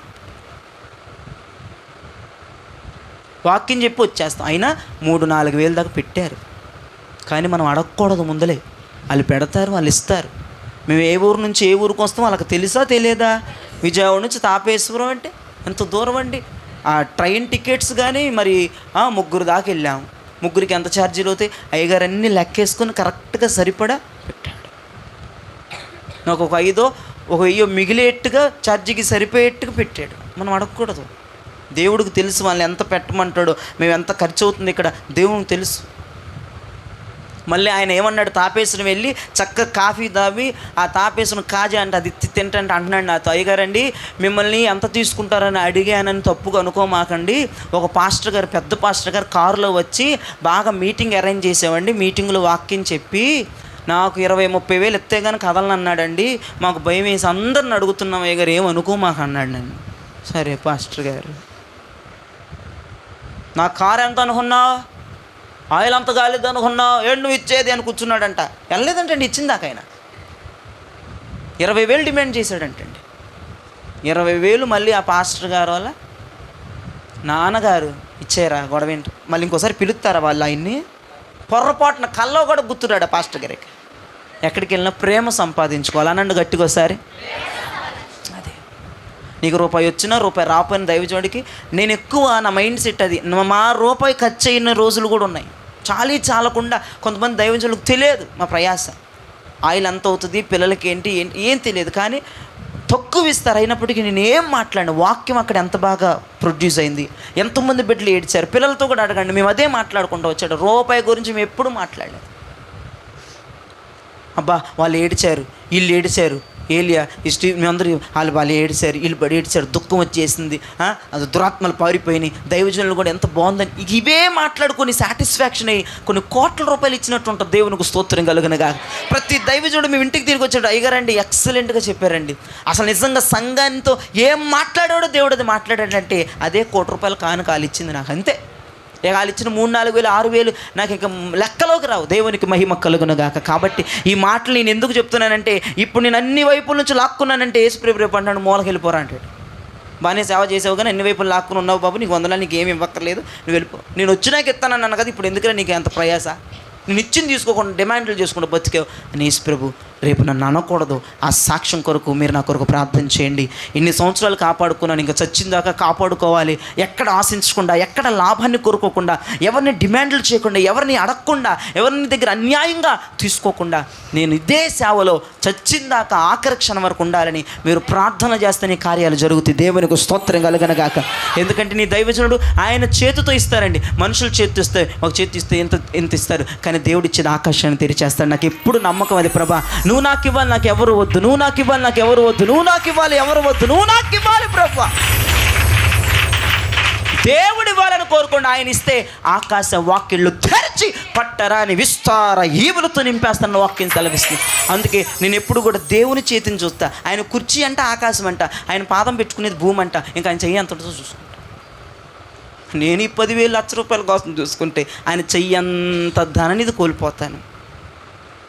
కాబట్టి దైవజనుడి యొక్క వైఖరి, దైవజనుడి విధానం ఇలా ఉండాలి. ఇలా ఉంటేనే వాక్యానుసారంగా కరెక్ట్ అని ప్రభు పేరట చెప్తున్నాను. మీరందరూ వేరువేరు, మీరందరూ మైండ్లు వేరువేరు, మీరందరూ ఆలోచనలు వేరువేరు. మీరు ఎలా స్పందిస్తున్నా సరే మేము మీ గాయాలు కట్టుకుంటా, మిమ్మల్ని ఆ చీము పిండేస్తా, ఆ గాయాలను తుడుస్తా, వాక్యం ద్వారా, వాక్యం అనే నీటితో కడుగుతా, పరిశుద్ధాత్మని అగ్నితో మిమ్మల్ని నింపుతా, మిమ్మల్ని సరి చేసుకుంటా, మిమ్మల్ని భరిస్తా. మీ తలకాయ నొప్పులన్నీ మేము భరించాలి, మీ మాటలన్నీ మేము భరించాలి, మీరు ఎన్నన్నా మేము బాధపడాలి, దుఃఖపడాలి. కానీ చివరిలో యేసుప్రభు వచ్చి ఒక్కొక్కరిని గిరగర తిప్పి ఏమీ లేదు మంచోడు అంటాడు మమ్మల్ని. ఒక్క మచ్చ కూడా ఉండకూడదు. మళ్ళీ మీకు ఆ గాయాలు అయినాయి కదా, మీకు ఆ మచ్చలు కూడా పోవాలి. అట్లా శుద్ధి చేయాలి మేము, అలా పరామర్శించాలి మేము. అలాగ వాక్యం అనేటువంటి ఖడ్గములతో మిమ్మల్ని మేము కడగాలి, క్లీన్ చేయాలి, శుభ్రపరచాలి. మీరు కోలుకొని తిరిగి లెగిచి వధువు సంఘంగా తయారయ్యేంత వరకు మేము పాటలు పడాలి. మీరు ఇచ్చినా ఇవ్వకపోయినా, పెట్టినా పెట్టకపోయినా, వచ్చినా రాకపో మా పని మేము చేయాలి. దేవునికి స్తోత్రం కలుగనగా. అందుకే ఈ మధ్య ఆర్థోపెడిక్ డాక్టర్స్ గురించి మీకు తెలుసండి. ఆర్థోపెడిక్ వార్డ్లోకి వెళ్ళి మీరు చూస్తేనండి వాళ్ళు కట్లు కడతారంటండి. వినండి, ఎక్కడెక్కడ ఇరిగిపోయినాయి అవన్నీ దగ్గర చేసి కట్లు కడితే వాళ్ళు తిడతారంటండి డాక్టర్ని, స్టాఫుల్ని. పెద్ద తిట్లు అంటండి ఆ నొప్పులకు భరించలేక. ఒక డాక్టర్ గారు యూట్యూబ్లో చెప్తే ఉన్న, ఆర్థోపెడిక్ డాక్టర్ గారు మమ్మల్ని పెద్ద తిట్లు తిడతారు పేషెంట్లు వచ్చిన వాళ్ళు, కానీ వాళ్ళు ఒక్క మాట అనరంటండి. స్తోత్రం చెప్పండి. పెద్ద తిట్లు, రే ఎదవా నొప్పి వచ్చేస్తున్నారు రే రే. అసలు ఆ నొప్పులకి ఆడు ఏమంటున్నాడు, స్టాఫ్ని తిట్టేసి డాక్టర్ని తిట్టేసి పెచ్చి తిడుతున్నా ఈయనేమండట. అయితే డాక్టర్ గారు అన్నట్ట ఒక ఆయన పెద్ద ఆయన అడిగారంట, అన్ని మాటలు తిడుతున్నారు కదా మీరు ఏమన్నారంటే, మాకు అలవాటే సార్, మా వృత్తి కదా, వాళ్ళు నొప్పులతో అంటున్నారు సార్, మేమేం మాట్లాడకూడదు కదా, తప్పు కదా, వాళ్ళు కావాలని తిట్టట్లేదు కదా, మేము ఆ కట్లు కడుతుంటే అవి ఇరిగిపోయిన వాటి దగ్గర ఆ కట్లు కడుతుంటే కోపం వచ్చి స్టాఫ్ని మమ్మల్ని తిట్టేస్తారు అంటే ఇంకా దైవజనుడు ఎంత దీనంగా ఉండాలో మీరు ఆలోచించండి. ఒక ఆర్థోపెడిక్ డాక్టరే అంతా తగ్గించుకొని, ఏమండి అసలు ఆ డాక్టర్ ఎవరికైనా లెక్క అప్పచెప్పాలా చెప్పండి? ఆయన జీతం ఆయనకు వస్తుంది. వాళ్ళు 20-30 వేలకు పనిచేసే జీతగాల డాక్టర్లు వాళ్ళు తిట్టించుకుంటున్నారు. కానీ దేవుడు మాకు బహుమానాలు ఇచ్చి మమ్మల్ని ఉన్నతమైన స్థితిలో ఉంచి, ఇక మీరు మమ్మల్ని ఏమన్నా సరే మేము దులుపుకొని మీకు సేవ చేయాలి తప్ప నీ ముఖం చూడను, నీ కొంపకి రాను, నీకు ప్రార్థన చేయను అన్న వాళ్ళు చాలామంది ఉన్నారు. ప్రియతమ ఎన్నన్నా ఏదన్నా తగ్గించుకోవాలి. నాకు అర్థమైంది, ఆ డాక్టర్ గారు చెప్పే విధానం నాకు అర్థమైంది. ఒక్క మనిషి లెక్క అప్పచెప్పాల్సిన అవసరం లేని వ్యక్తే ఎంత తగ్గించుకొని ఉంటే, మరొక దైవజనుడుగా నేను ఇంకెంత తగ్గించుకొని ఉండాలి, నేను ఇంకెంత ప్రేమించాలి. ఒక్కోసారి నాకు కోపం వచ్చి తెలుసండి, ఎన్ని మాటలు చెప్పినా కొంతమంది చెయ్యరు. చర్చిలో వాళ్ళు సక్రమంగా చర్చిలకు రారు. ఎంత బీపీ పెరిగిపోయి, షుగర్లు పెరిగిపోయి, బీపీని పెరిగి మెంటలు వచ్చేసి నన్ను నేను బాదుకోవాలనిపించింది. కానీ ఈ మధ్య ఎందుకు అంతా శాంతం అనాలనిపిస్తుంది, కాము అనాలనిపిస్తుంది, నువ్వు తగ్గురా అనాలనిపిస్తుంది. అందుకే ఎవరిని ఎక్కువగా ఏం మాట్లాడట్లా, ప్రేమకి ఇంకా చెప్తున్నాను, రండయ్యా చేరండయ్యా, దేవుడు దూరం అవ్వద్దయ్యా, దండాలయ్యా, రండయ్యా, రమ్మ రాతలి. ఇదేంటి ధోరణి మీరు అనుకుంటారు, ఏంటి బాబు అయ్యగారు ఉండి లెగుతారు. ఇంక లేకడిక మీరు ఎక్కువ చేస్తే యేసుప్రభు చేత మీకు పడిపోతాయి. ఇక లేకటానికి కుదరదు. ఒక డాక్టర్ గారు ఎంత సానుభూతిగా ఉంటే ఒక దైవజుడు మేమెంత సానుభూతిగా ఉండాలో ఒకసారి ఆలోచించండి. అలాగని రెచ్చిపోబాకండి, అయ్యగారు కామైపోతాడట లేకడట మేము ఎన్నన్నా ఏచ్చు చిందులు. మరి ఆ ట్రీట్మెంట్ ప్రభు ఆజ్ఞాపిస్తే ఇక అయిపోద్ది సీను. దేవునికి స్తోత్రం కలుగునుగాక. ఆయన ఇవ్వాలంటే నేనేం చేయాలి? ఇక్కడ లాక్కోకూడదు. అర్థమైందా? ఇక్కడ లాక్కోకూడదు. ఇచ్చిందే ముట్టిందే తీసుకోవాలి. సంఖ్యాకాండం 27 ఇక చివరిగా ముగించేస్తున్నాను. 15, 16, 17 వచనాలు చదవగా విందాం. ఇంకా దైవజనుడి యొక్క విలువలు నేను మీకు తెలియజేస్తాను. అప్పుడు మోషే యెహోవాతో ఇట్లనెను, యెహోవా సమస్త మానవుల ఆత్మలకు దేవా, యెహోవా సమాజము కాపరిలేని గొర్రెల వలె ఉండకుండానట్లు ఈ సమాజము మీద ఒకని నియమించుము. అతడు వారి ఎదుట వచ్చుచు పోవుచు నుండి వారికి నాయకుడిగా ఉండుటకు సమర్థుడై ఉండవలెను. అందుకు యెహోవా మోషేతో ఇట్లనెను. దేవునికి చేతులెత్తి స్తోత్రం చెప్పండి ఒకసారి. ఇక మోషే టైం అయిపోయింది. మోషే నువ్వు వచ్చేయి, నీ టైం అయిపోయిందంటే, అయ్యా యెహోవా ఆత్మలకు తండ్రి, ఇదిగో ఈ సమాజము కాపరలేని గొర్రెలుగా ఉండకూడదు, ఒక మంచి నాయకుడిని మీరు నియమించండి అని ప్రార్థన చేస్తున్నాడు దేవునికి. అయ్యా నువ్వు నన్ను పిలిచావు, నేను రావడానికి ఇబ్బంది ఏం లేదు, వచ్చేస్తాను. కానీ వీళ్ళ పరిస్థితి ఏంటి? వీళ్ళు ఒక మంచి కాపరి పెట్టయ్యా, వీరు కాపరి లేకపోతే తప్పిపోతారయ్యా. ఇదిగో వీరు వచ్చుచు పోవుచు ఉండాలి. దేవునికి స్తోత్రం కలుగునుగాక. ఆ కాపరి ఎలా ఉండాలంట? వస్తూ వెళ్తూ ఉండాలట. అట్టంటోడిని పెట్టయ్యా, ఒక నాయకుడిని పెట్టయ్యా అని మోషే ప్రార్థన చేస్తున్నాడు యెహోవా దేవునికి. చాలాసార్లు, కొన్ని 100 సార్లు చెప్పా, దైవ సేవకుడు మీ పైన నాయకుడు. అది మీరు జ్ఞాపకం చేసుకోండి. మీరు ఆయన కింద పిల్లలు. దైవజనుడు వయసులో చిన్నోడైనా పెద్దోడైనా దైవజనుడు ఎవరు? నాయకుడు. వయసును బట్టి కాదు సేవ, పిలుపును బట్టి సేవ. నాకంటే 10 సంవత్సరాల పిల్లోడిని యేసుప్రభు పిలుచుకొని సేవ చేపిస్తున్నా ఆయన కింద నువ్వు చేతులు కట్టుకొని ఉండాలి. మా వయసు ఇంతో, ఆడు సున్నాడు, ఆడట్ట మాట్లాడు వచ్చి అవి కూడా వచ్చినాయిలేండి, తగలడు నా మీద మాటలు. చెప్తున్నాను, వయసు చూడకూడదు. యేసుప్రభు వయసు చూడలేదు, మీరు కూడా వయసు చూడకూడదు. యేసుప్రభు వయసు చూసి నన్ను అభిషేకించలేదు.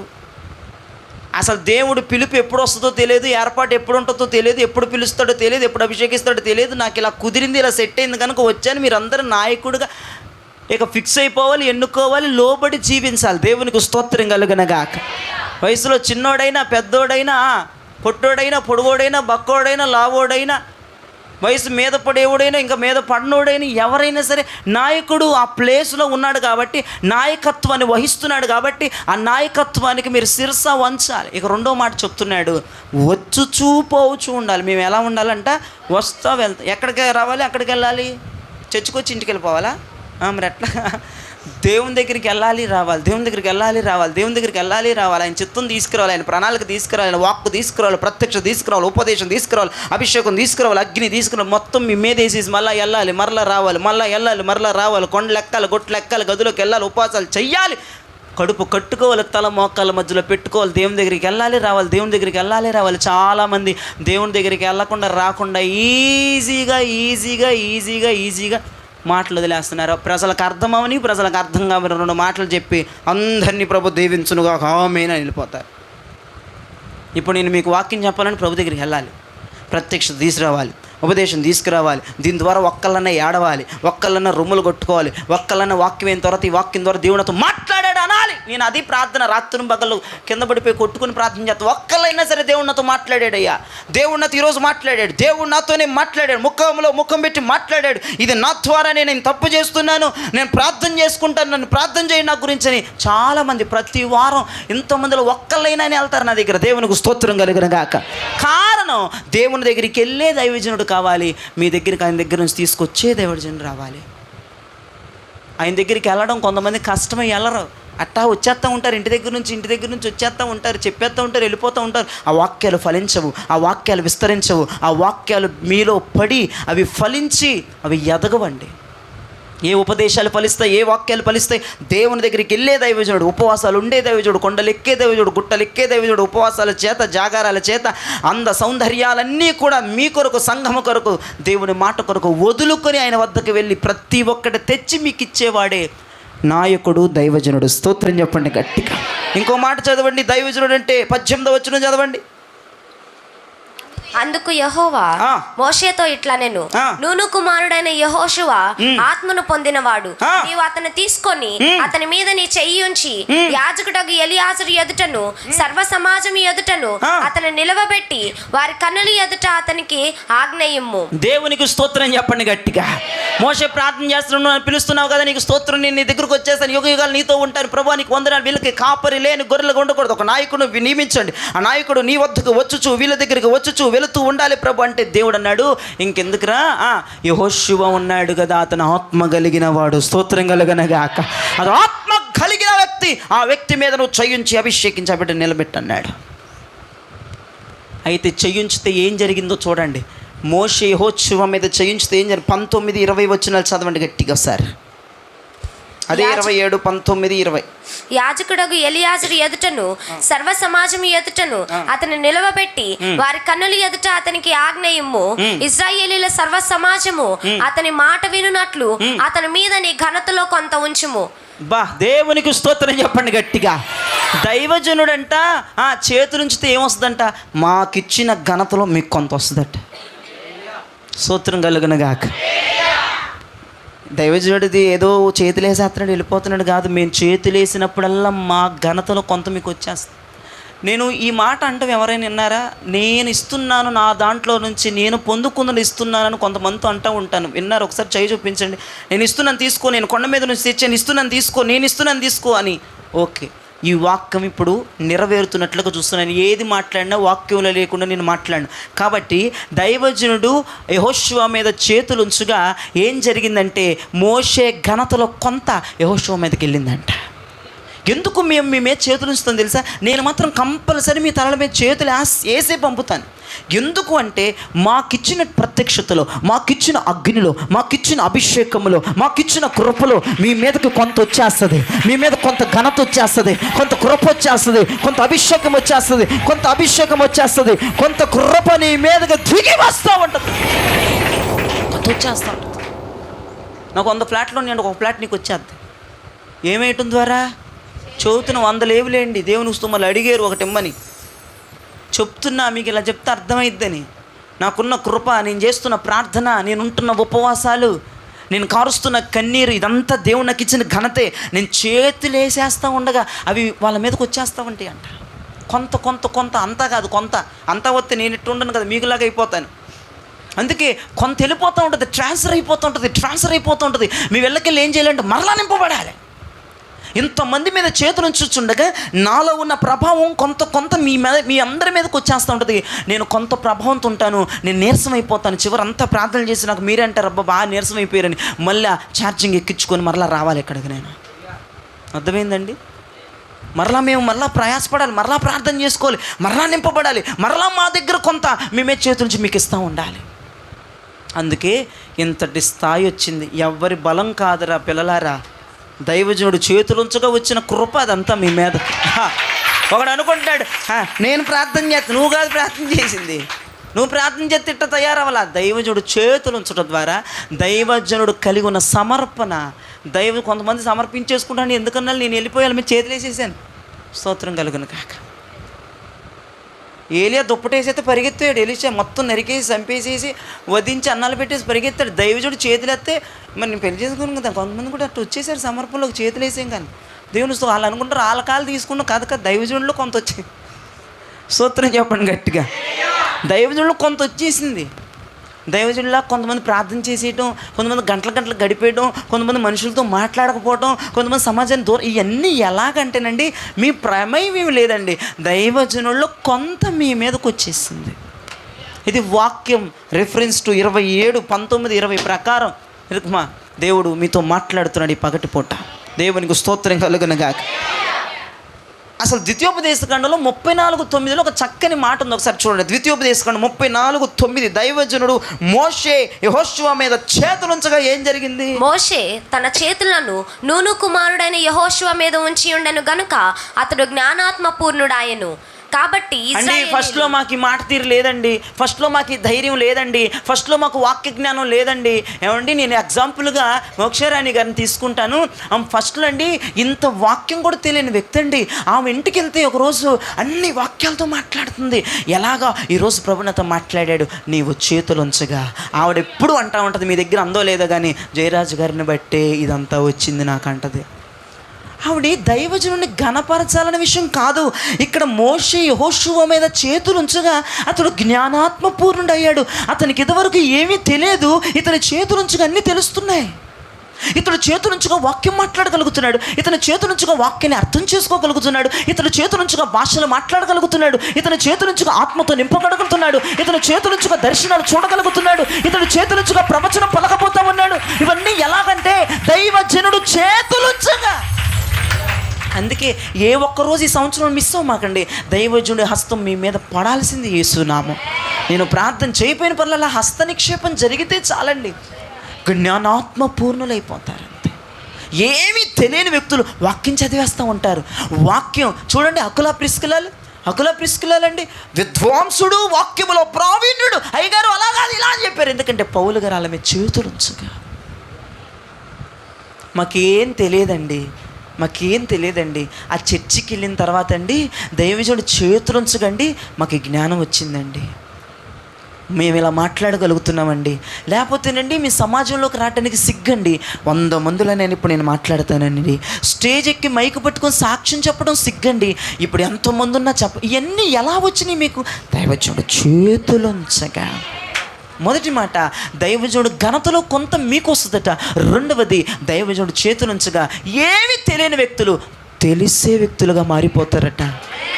మీకు వాక్యం చదవడం రాదు, ఆత్మ అంటే ఏంటో తెలియదు, పరిశుద్ధాత్మ అంటే ఏంటో తెలియదు, భాషలు అంటే ఏంటో తెలియదు, తెలుగులో అర్థం అంటే ఏంటో తెలియదు, ప్రవచనాలు అంటే ఏంటో తెలియదు, స్వస్థతలు అంటే ఏంటి, ఇవన్నీ తెలియదు. ఇవన్నీ నీకు ఎలా తెలిసినాయి? ఇవన్నీ నువ్వు ఎలా పొందుతున్నావు? ఆయన చేతులుంచటం ద్వారా. దేవుడు దైవజనుడిని నీ జీవితంలో అంత కీలకంగా మార్చేశాడు. ఎప్పుడు కూడా ఏదో ఒక ఆనవాయితీలే ఆయన చేతులు వేయించుకోవాలి అన్నట్టుగా కాదు. ఈ రోజు నుంచి అమ్మ దైవజనులో కొంత నా మీదకి రావాలని నువ్వు రావాలి ముందుకి. అలా చేతులు అందితే చాలండి, నీ తలకాయ ఊపే అక్కర్లేదండి. అందుకే నేను మధ్యలో కూడా వచ్చేసి ఆరాధనలో చేతులు వేసేస్తూ ఉంటాను, ఇలా కొట్టేస్తూ ఉంటాను, నింపబడి. అలాగా నేను చాలాసార్లు నాలో నుంచి ఆ శక్తి మీలో ట్రాన్స్ఫర్ అవడం చాలాసార్లు చూశాను నేను.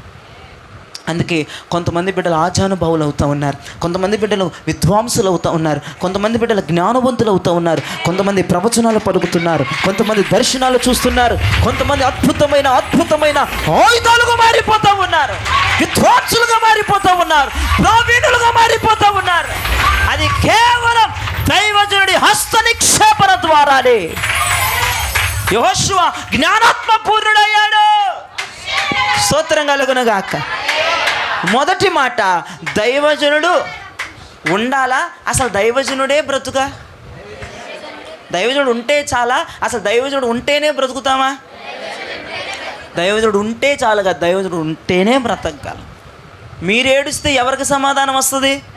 మీరు బాధపడితే, మీరు గాయమవుతే, మీరు ఫెయిల్ అయిపోతే, మీరు పడిపోతే దైవజనుడితోనే మాట్లాడతాడు. మీ దగ్గరికి సమాధానం రాదు.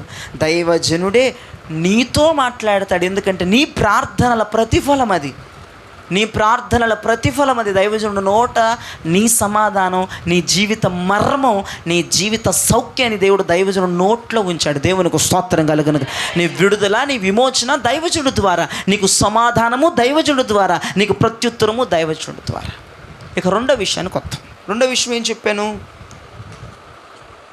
అండి? యేసు ప్రభు నీకు రక్తం ఇచ్చాడు, ఆత్మనిచ్చాడు, వాక్యం ఇచ్చాడు, మాకు అప్పచెప్పాడు.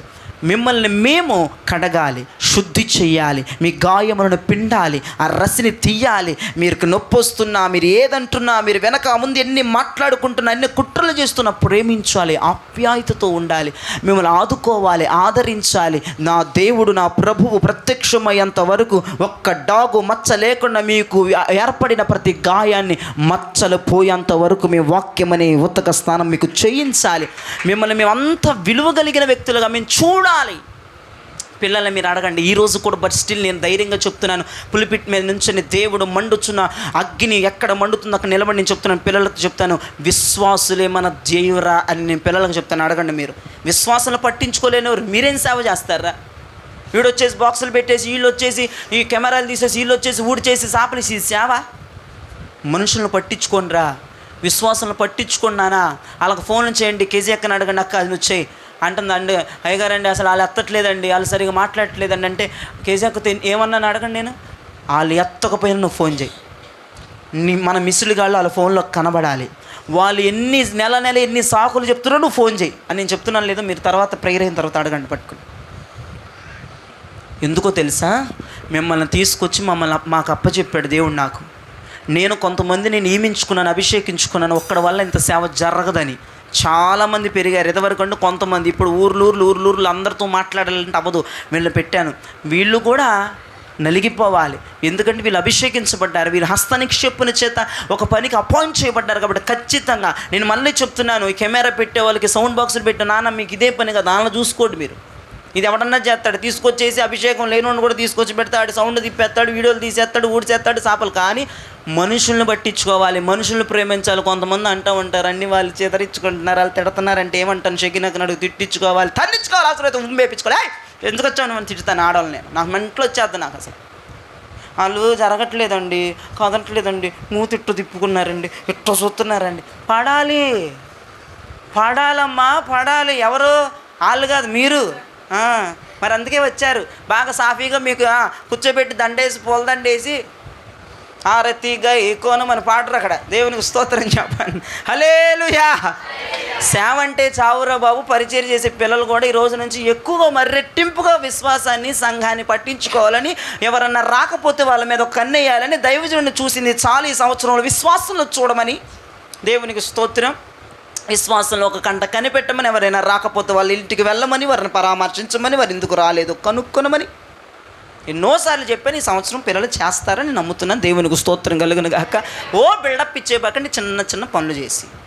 దీనివల్ల మీకు ఏమి ఒరగదు, రాదు. నేనేదో పొగుడుతాను తప్ప యేసుప్రభు పొగడడు. మీరు ఖచ్చితంగా విశ్వాసంలో పట్టించుకునే తీరాలి. వాళ్ళు ఎన్ని మాటలన్నా పడాలి, ఎంతన్నా సహించాలి, తిట్టినా కొట్టినా ఉమ్మేసినా. దేవునికి స్తోత్రం కలుగును గాక. మనకి వాళ్ళని అప్పచెప్పారు. నాకెళ్ళి చూడండి పరిచర్య వాళ్ళు. నేను వాళ్ళని కాదు, మీరు చూడాలి. ఎక్కువగా పరిచర్య చేసే వాళ్ళు నాకెళ్ళి చూస్తే వాళ్ళని దేవుడు ఎవరికి ఇచ్చాడు? మనకి ఇచ్చాడు. కాబట్టి తిడతారు, అమ్మాయి పొగరబోద్ది అంటారు. అయినా పర్లా, అమ్మాయి ఎంత పొగరబోద్దో, అయ్యగారు చెప్పపోయిన వీళ్ళు పొగరు అంటున్నారు. నా దగ్గర అన్నారు చాలా. అయినా పర్లా నేను కూడా వాళ్ళ దగ్గర ఊరికి నేను నటిస్తాను మిమ్మల్ని తిట్టినట్టు. అయినా పర్లా ఊరకని మరి వాళ్ళు మరి మన పర్పస్ ఏంటి? వాళ్ళని వదులుకోకూడదు. అదే మిమ్మల్ని నేను తిట్టినా చేసినా పర్పస్ ఊరకనే అంటాను. ఇప్పుడు వాళ్ళకి తెలిసిపోయింది కదా, అయ్యగారు ఊరకనే తిడుతున్నారు అనుకున్నా పర్లేదు, ఊరకనే అంటాను. మన పర్పస్ ఏంటంటే వాళ్ళు మిస్ అవ్వకూడదు. అది మీరు జ్ఞాపకం చేసుకొని, ఈ పరిచర్య కాదు, రియల్ పరిచర్య జనాల్ని పట్టించుకోవాలి. మీరేం చేయాలి? అయ్యగారు అమ్మాయి రక్తం గారిపోతుందని నన్ను పిలవాలి, అమ్మని కట్టేసేసేసి ఇంజక్షన్ చేసేస్తాను వాక్యం ద్వారా. అట్లా అయ్యగారండి వాడు జారిపోతున్నాడు, ఆ యవనస్తుడు ఏంటో అక్కడ కనపడ్డాడు, అయ్యగారు వాడికి ప్రార్థన చేయండి మీరని మీరు నాకు చెప్పాలి. మీరు గుసగుసలు పెట్టేసుకొని లోపల పెట్టుకుంటే ఆత్మ చచ్చిపోద్ది. యేసుప్రభు నాకు మీకు మొత్తం దవడలో ఇచ్చేస్తాడు.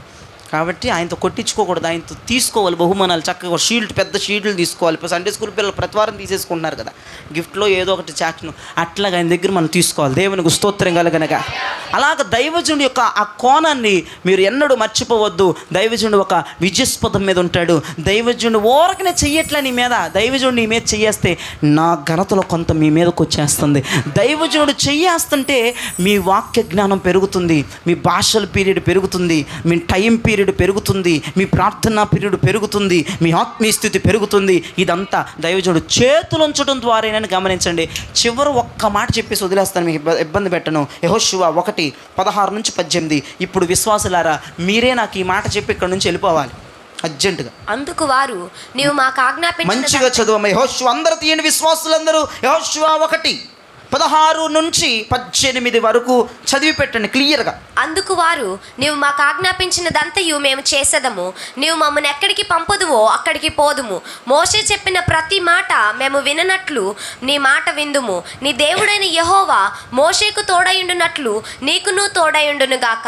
నీ మీద తిరుగుబడి నీవు వారికి ఆజ్ఞాపించు ప్రతి విషయంలో నీ మాట వినని వారందరూ మరణ శిక్ష నొందుదురు. నీవు నిబ్బరము కలిగి ధైర్యము తెచ్చుకొనవలెనని యెహోషువాకు ఉత్తరం ఇచ్చింది. దేవునికి చేతులెత్తి స్తోత్రం చెప్పండి ఒకసారి.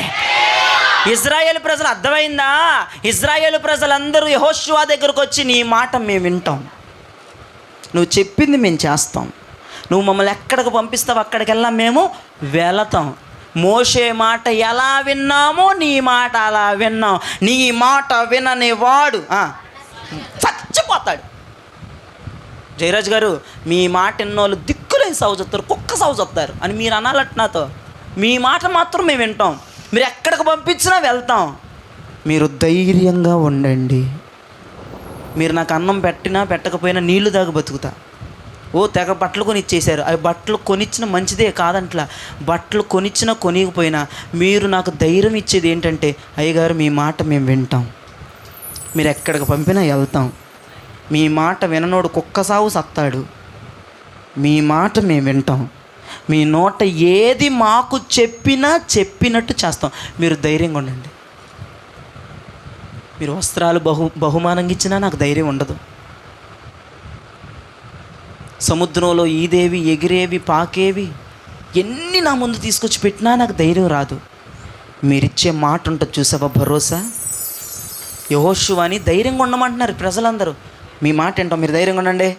మీరేమో నువ్వు కంగారు పడిపోయి బీపీ పెంచేసుకోబాకండి, ఆరోగ్యం పాడైపోద్దాయి గారు, మీ మాట వింటాంలే కానీ మీరు నెత్తి నోరు కొట్టుకోబాకండి. మోషేకి ఎలా లోబడి ఉన్నాం మీకు కూడా అట్టాగే ఉంటుంది. ఎందుకంటే మీరు అభిషేకించబడ్డారు కదా మా మీద. ఇప్పుడు మోషే గారు వెళ్ళిపోయారు కదా, యేసుప్రభు తీసుకెళ్ళిపోయాడు కదా, మిమ్మల్ని రెండో పాస్టర్ గారు కూడా పెట్టారు కదా. మీ మాట మేము ఖచ్చితంగా వినేస్తాం. మీరు ఎక్కడికి పంపినా మేము వెళ్ళిపోతాం, మేము వెళ్ళము అని మేము అనం. దేవునికి స్తోత్రం కలుగును గాక. ఇప్పుడు ఈ మాట ఒక్కొక్కరు నాకు చెప్పి వెళ్ళాలి. సంఘంలో నుంచి వచ్చి అని ప్రార్థన చేసుకుని వెళ్ళటం కాదు. నాకు ధైర్యం కావాలా? ఒక 10 పొలమో ఇచ్చేసేసి ఒక కాయో గట్టో ఇచ్చి వెళ్ళిపోతే ధైర్యం వచ్చిద్దా నాకు? మీ మాట వింటామయ్య గారు, మీరు ఎక్కడ పంపిన వెళ్తామయ్య గారు, మీ వెనకే మేము ఉంటాం పాస్టర్ గారు, మీరు ధైర్యంగా ఉండండి అన్నాడు. ఆ వాక్యం మరలా మీకు అర్థం కాబట్టి ఇంటికి వెళ్ళి చదువుకోండి. యెహోషువ 1:16 నుంచి 18. దైవజనుడికి ఇటువంటి భరోసా ఇవ్వాలి కానీ ఇతరితర వాటి ఇవ్వాలి, పెట్టాలి, చెందాలి, చెయ్యాలి. మీ అభిమానానికి మీ ప్రేమకి నేను తప్పంట్లా, కానీ దైవజనుడికి ధైర్యం దాంట్లో రాదు అని చెప్తున్నాను. దైవజనుడు మీ యందు ధైర్యంగా ఉండాలంటే, మీ యందు అమ్మయ్య నా బిడ్డలు ఎంత మంచోళ్ళో, నా బిడ్డలు ఏమి చేయరు, ఏ పొరపాట్లు చేయరని ఎలా అనుకోవాలంటే మీరు దైవజనుడికి మాట ఇవ్వాలి. అయ్యగారు మీ ప్రయాసం మేము గుర్తెరుగుతున్నాం, మీ కన్నీరు గుర్తెరుగుతున్నాం, మీరు చిన్న వయసులో మీ వయసు కాదు, మీ బలం కాదు, మీకు రెట్టింపు సేవ చేస్తున్నారు, మీరు ఆరోగ్యం పోయేంతగా కష్టపడుతున్నారు. ఖచ్చితంగా మీ మాట మేము వింటాం పాస్టర్ గారు, మా కొరకు మీరు కొండెక్కుతున్నారు, అసలు మీకేం అవసరం, ఎక్కాల్సిన అవసరం కాబట్టి మేము ఖచ్చితంగా నేను పని చేస్తాను, అక్కడ మీ పేరు నిలబెడతా, రోడ్డు మీద ఉంటున్న అక్కడ నీ పేరు నిలబెడతా. వినండి పరిచయం చేసే పిల్లలు, మరి ముఖ్యంగా వినండి. పాస్టర్ గారు మీకు ఎక్కడ మేము అన్యాయం చేయం పాస్టర్ గారు, ఎవరి దగ్గర నుంచి నేను ఒకవేళ నీ మీదకు మేము నిందలు తీసుకురాం పాస్టర్ గారు, మిమ్మల్ని మేము గణపరుస్తాం, మీరు ధైర్యంగా ఉండండి, మీరు ధైర్యంగా ఉండి మీ మాట మేము వింటాం, ఎవరి మాట వినమని మీరు ఆ ధైర్యం మాటలు మాకు చెప్తే, ఎలాగైతే నా మాట ద్వారా మీరు ధైర్యపడుతున్నారో మీ మాటల్లో కూడా నాకు ధైర్యాన్ని ఇవ్వాలి ఆత్మీయంగా. అమ్మయ్య నా ఇటువంటి సంఘం నాకు చాలు అనుకొని గుండెల మీద చేసుకొని పడుకోవాలి. నా బిడ్డలు ఎక్కడున్నా యోసేపులాగా ఉంటారు, కింగుల్లాగా ఉంటారంటే నీ భావోద్వేగం, నీ మాట నాకు ఈ రోజున నువ్వు ప్రకటించి వెళ్ళాలి. నీ మాట నేను వింటాను పాస్టర్ గారు. నిబంధన ఖచ్చితంగా మేరం పాస్టర్ గారు మేము అని యెహోషువతో 30 లక్షల మంది జనం చెప్తున్నట్లుగా సంఘము చెప్తే దైవజనుడికి ధైర్యం. ఇక దేని ద్వారా దైవజనుడిని ధైర్యపరచలేదు. ఊరుకోండి పాస్టర్ గారు, పాదలు పోతేలే పాస్టర్ గారు, చర్చి వత్తాదిలే పాస్టర్ గారు, అవన్నీ కాదు. నేను మారతాను పాస్టర్ గారు, నేను కింగులకు ఉంటాను పాస్టర్ గారు, మీ పేరు నిలబెడతాను పాస్టర్ గారు, మీరు తండ్రి పోస్టులో ఉన్నారు, ఎట్టి పరిస్థితుల్లో ఆ పోతీఫర్ భార్య నాకు ఎదురుపడిన పాస్టర్ గారు, ఎవరొస్తున్నారు వినండి, ఎదురుపడిన పాస్టర్ గారు తలదించుకొని వెళ్ళిపోతాం పాస్టర్ గారు, పాస్టర్ గారు అండి ఇన్స్టాగ్రామ్లు తీసేస్తాం పాస్టర్ గారు, ఇక మెసేజ్లు చేయడం ఆపేస్తాం పాస్టర్ గారు, మీరు ధైర్యంగా ఉండండి పాస్టర్ గారు, మీకు తెలియకుండా మేము ఏమీ చేయం పాస్టర్ గారు, మేము చాలా నీతిగా ఉంటాం పాస్టర్ గారు, బూతులు మాట్లాడడం పాస్టర్ గారు, తిరగబడడం పాస్టర్ గారు, మీ పరువు తీయం పాస్టర్ గారు, మేము ఖచ్చితంగా చెప్తున్నాం పాస్టర్ గారు, మీరు మా ఏరియాలో వచ్చి ఎవరిని అడిగినా పాస్టర్ గారు, అబ్బా ఏ సంఘానికి వెళ్తుందిరా బాబా పిల్ల అని చెప్తారు పాస్టర్ గారు. అట్ట బతుకుతాం పాస్టర్ గారు, మీరు ధైర్యంగా ఉండండి పాస్టర్ గారు, మీరు వాళ్ళు ఏం వండుకున్నారు తినండి పాస్టర్ గారు, ఇంటికి వెళ్ళి హ్యాపీగా చెబితే ఉంటుంది థ్రిల్లింగ్. ఓ పొలోమని అన్ని సన్మానాలు చేస్తే ధైర్యం రాదు. మీ ప్రేమ మీ అభిమానానికి వందనాలు, నేను దాన్ని చిన్న చూపు చూడని ఎప్పుడు కూడా. ధైర్యం, నీ ధైర్యం ఎవరు? దైవజనుడు అంటారు కొంతమంది, నీ ధైర్యం దేవుడు దైవజనుడు పెట్టిన మాట అంటారు కొంతమంది. మా ధైర్యం మా కోసం దైవజనుడు ప్రార్థన చేస్తారని నువ్వు చెప్పుకుంటున్నావే, మరి సంఘం తరపున కూడా నేను చెప్పుకోవాలి. నా ధైర్యం నా బిడ్డలు చాలా నమ్మకస్తులు, చెప్పిన మాట మేర్రో, ఎవరిని అడిగినా సరే ఎన్ని సంవత్సరాలైనా ఎన్ని నెలలు రోజులు గడుస్తున్నా నా బిడ్డలు చెప్పిన మాటలు ఉండిపోయారా, తీర్మానంలో ఉండిపోయారని నేను ఇంకొకరు చెప్పుకునేటట్టుగా ఉండాలి. అలాగున సంఘం ఈ రోజున నన్ను ధైర్యపరిచి వెళ్ళాలి. ప్రతి వారం నేను మిమ్మల్ని ధైర్యపరుస్తున్నాను, ఈ వారం మీరు నన్ను ధైర్యపరిచి వెళ్ళండి, మీకు వందనాలు. ఈ మాట చదవంగానే నా బిడ్డలు కూడా ఎట్లుంటే ఎంత బాగుండో అనిపించింది. ఏ ఒక్కరు కూడా నా దగ్గరకు వచ్చి నేను పర్ఫెక్ట్గా ఉంటాను అయ్యగారు ఈ రోజు నుంచి నేను ఎవరు చెప్పలే, నాకు చెప్పాలి, చెప్తే కుదిరిద్దా, లోపల ఉండాలి బయట ఉండాలి, నోరు మూసేయి, వాక్యం చెప్తుంది అక్కడ మాట్లాడాలి, వాక్యమే మాట్లాడాలి. మీకు చెప్తే సరిపోద్దా, చెప్తే చెయ్యాలి కదా, మీకు చెప్పిన తర్వాత ఎవడెవడు అవన్నీ నాకు అనవసరం. యెహోషువతో 30 లక్షల మంది ప్రజలు చెప్పినట్లుగా ఫస్ట్ మీరు చెప్పటానికి తెగించాలి, ఆ దమ్ము ధైర్యం మీకు రావాలి. నా దగ్గరే చెప్పలేని వాళ్ళు పర్సనల్గా ఏముంటారో నాకు అర్థం కాదు. మాట ఇవ్వాలి, బదులు ఇవ్వాలి. ఏదన్నా ఒక సిచ్యువేషన్ వచ్చినప్పుడు నా దైవజనుడికి నేను మాట ఇచ్చాను, నా తండ్రికి నేను మాట ఇచ్చాను చేయకూడదన్న ఒక ఉద్దేశం మైండ్లోకి వచ్చేస్తుంది. దేవునికి స్తోత్రం కలుగునగాక. కాబట్టి నీ జీవితంలో దైవజనుడు పాత్ర అంత కీలకంగా ఉంది. ఈ రోజున దైవజనుడు అవసరము కాదు, దైవజనుడి ప్రాముఖ్యము. దేవునికి స్తోత్రం. ఈ వాక్యమును దేవుడు వినికిడిలో దీవించి ఆశీర్వదించి ఫలింప చేయును గాక.